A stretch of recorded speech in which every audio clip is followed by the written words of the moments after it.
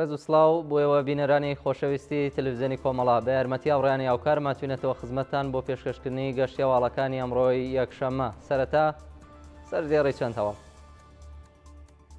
گیانە دەستانی دوو برای کوردی خەڵکی شاری خۆی بە تەقەیەزەکانی دارەی ئیتڵاعات. بەردەوامی مانگرتنی کامیۆنداران لە پارێزگای کرماشان. دەستێدارەدانی 6 بەندکراو لە زیندانەکانی ڕژیمی کۆماری ئیسلامیدا. بەردەوامی هێرشی هێزەکانی حکوومەتی کاتی سووریا بۆ سەر دروزیەکان و خۆپێشاندانی خەڵکی مێکزیک دژ بە گەندەڵی حکوومەت.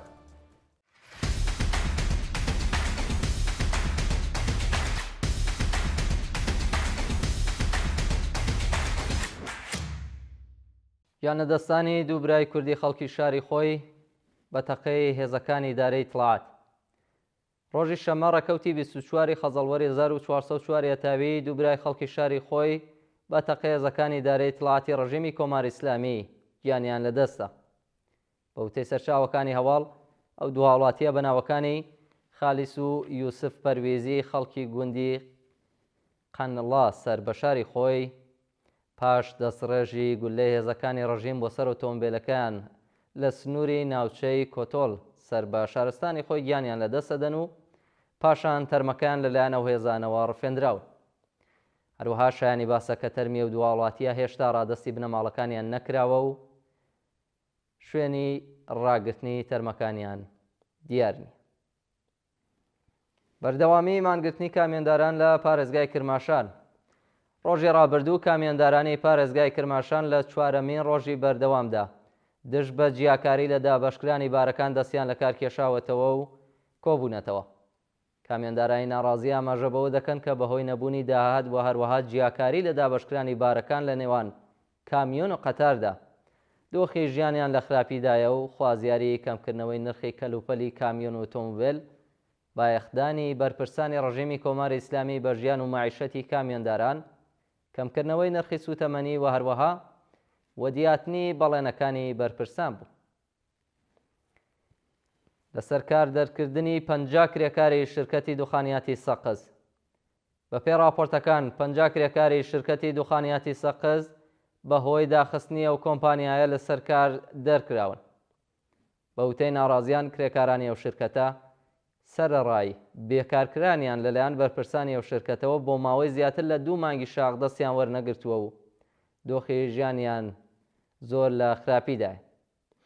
لە درێژەی ئەو ناڕەزایەتیانەدا کرێکارانی ناڕازی خوازیاری پێدانی هەغدەست و مەزایە دواخراوەکانیان، گەڕانەوەیان بۆ سەر کارەکانیان و هەروەها پێڕاگەیشتنی دادپەروەرانەی ناوەندە قەزایەکان لەسەر کێشەی کرێکاران بوو. بەڕێوەچوونی سێهەمین ساڵیادی گیان لەدەستانی کیان پیرفەلەک. بە پێی وێنانەی کە بەدەستی ناوەندی هەواڵی کۆمەڵە گەیشتوون، مەراسمی ڕێزگرتن لە یادی کیان پیرفەلەک لە گیانبەختکردوانی شۆڕشی ژن ژیان ئازادی 3 ڕۆژ پێش لە ساڵیادی کوژرانی بەدەست هێزەکانی سەرکوتگەرەکانی حکوومەت بەڕێوەچوو. مەیسەم پیرفەلەک، باوکی دادخوازی کیان پیرفەلەک، بە بڵاوکردنەوەی ڤیدیۆیەک لە تۆڕە کۆمەڵایەتیەکان ڕایگەیاندووە کە ڕێوڕەسمی سێهەمین ساڵیادی کوژرانی کوڕەکەی 3 ڕۆژ زووتر بە هۆکارێک کە ڕوون نەکراوەتەوە و تەنها لەگەڵ ئەندامانی خێزانەکەی لەسەر گڵکۆکەی بەڕێوەچووە. هەندێک لە راپۆرتەکان ئاماژە بەوە دەکەن کە لە ماوەی 3 ساڵی ڕابردوودا هێزە ئەمنیەکانی ڕژیم ڕێگریان لە بنەماڵەکەی کردووە کە لە ڕۆژی 25 خەزەڵوەردا سەردانی گڵکۆکەی بکەن و هەر لەبەرەم هۆکارەش ناچارن لە ڕۆژێکی تردا و زووتر ڕێوڕەسمی ساڵیادەکەی بەڕێوە ببن. لە سێدارەدانی 6 بەندکراو لە زیندانەکانی ڕژیمی کۆماری ئیسلامیدا. لە ڕۆژانی ڕابردوودا 6 بەندکراو لە زیندانەکانی ڕژیمی کۆماری ئیسلامی بە تۆمەتی کوشتنی بانقەست و پەیوەندیدار بە ماددە وەشبەرەکان ئەعدام کراون.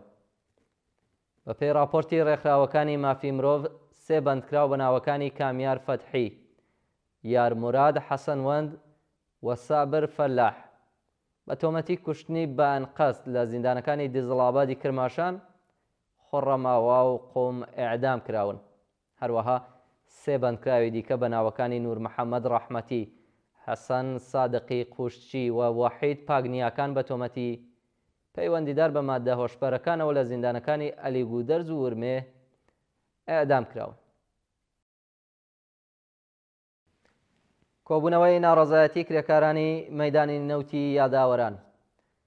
ڕۆژی ڕابردوو کۆمەڵێک لە کرێکارانی شرکەتی نەوتی شاغڵ لە مەیدانی نەوتی یاداوەران دژ بە وەدی نەهاتنی بەڵێنەکانی بەرپرسان کۆبوونەتەوە.